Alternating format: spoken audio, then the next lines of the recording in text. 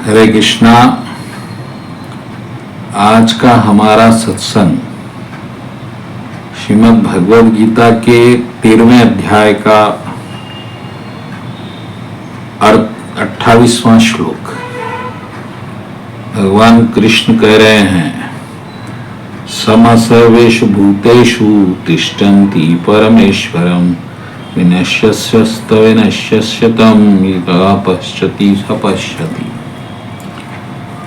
ईश्वर सभी के शरीरों में यानी हृदय में विराजमान है और शरीर के विनाश होने पर भी परमात्मा का विनाश नहीं होता, आत्मा का विनाश नहीं होता।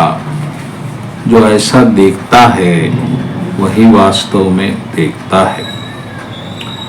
इसी श्लोक पर आज की सत्संग होगी। तो पहली बात, इसमें 3 बातें आ रही है, आप ध्यान देकर सुनिए। पहली बात है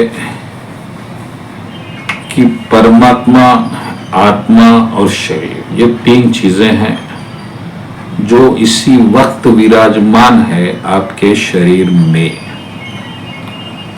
लेकिन हमको तो ना आत्मा दिखती है ना परमात्मा। हमको जो दिखता है वो शरीर है, और ये शरीर क्योंकि नाशवान है और क्षणिक है, कुछ समय बाद ये नष्ट होता है, इसीलिए हम पूरा जीवन एक भय में भी जीते हैं और हमें एक दुख रहता है कि ये शरीर हमको छोड़ना है, जो हम छोड़ना नहीं चाहते। तो ये विडंबना है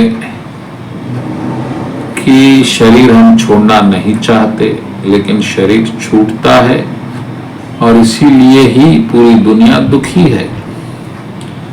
आप एक घरौंदा बनाते हैं, घर बनाते हैं, परिवार बनाते हैं, पुत्र पुत्री पौत्री, ये सब आपको एक पल में छोड़ने के लिए तत्पर होना चाहिए और होना पड़ता है।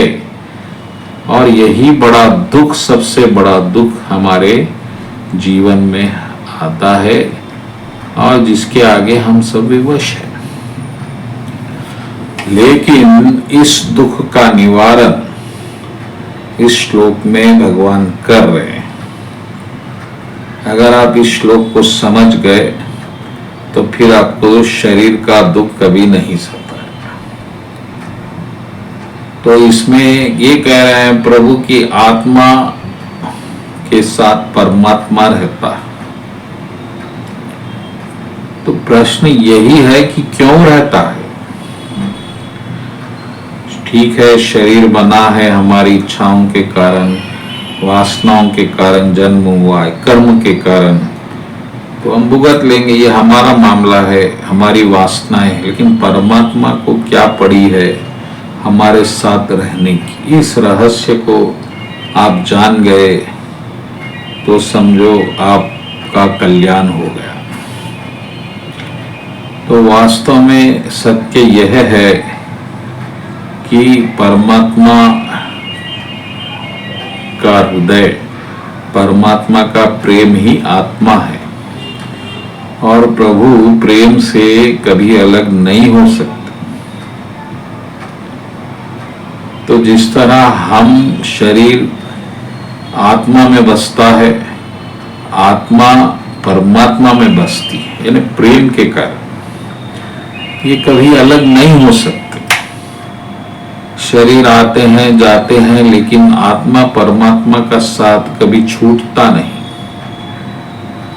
अज्ञानवश हम परमात्मा से दूर हुए और वही परमात्मा का प्यार हम शरीर के माध्यम से भी ढूंढ रहे हैं। पति पत्नी में, पत्नी पति में, प्रेमिका प्रेमिका में, प्रेमिका प्रेमी में, माता पुत्र में, पुत्र माता में, ऐसा हर जगह प्रेम का ही तलाश है। वो तलाश परमात्मा की है, ये भूल हो गई।